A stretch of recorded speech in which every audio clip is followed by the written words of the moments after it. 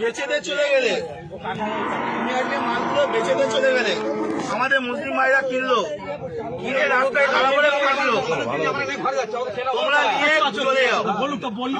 তোমরা কেন, তোমাদের তো মাথা তো, তোমরা কেন বিক্রি করতে তোমাদের মাথা হারানো, তোমাদের মালকে আমরা কিনে ফাঁসবো, মাথা বেশি দিবে, তোমরা চলে যাও।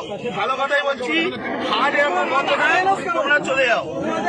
কেউ একটা ভালো কথা বলো, এনাদের কেউ একটা কিন্তু কোনো কথা বলবে না। উপরে বলুক, উপরে বলতে পারো, করে খাই, আমরাও করে খাই। এখন কথা হচ্ছে ওনাদের মাথা, ওনারা বেচে দিচ্ছে, আমাদের মুসলিম ভাইরা কিনছে, কিনে ফেসে যাচ্ছে, ওনারা টাকা টেনে বাড়ি চলে যাচ্ছে, আর কিন্তু কোনো সমস্যা নেই।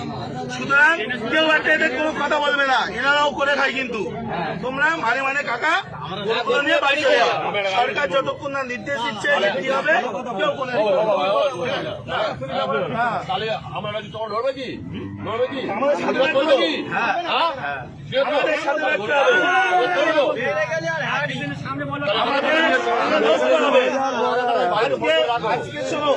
আজকে ভারতবর্ষে এই গরু এক্সপোর্টে দ্বিতীয় নম্বরে, আর আমরা আজকে করছি অপরাধ আমরা করে ফেলেছি।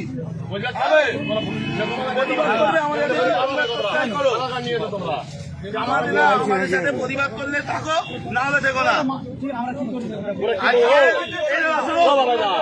জানি না আজকে এই মাংস, গরু মাংস বাইরে দেশে এক্সপোর্ট হচ্ছে, আমাদের ইন্ডিয়া দ্বিতীয় নম্বরে।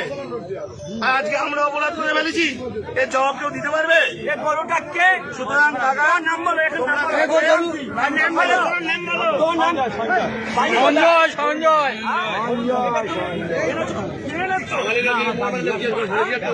14 বছর বয়স হয়েছে, এটা 14 বছর বয়স হয়েছে, এরকম চলতে চলে তুমি এই কাজটা করলে কেন? তোমার কাজকে তো ঘন্টা হচ্ছে আমরা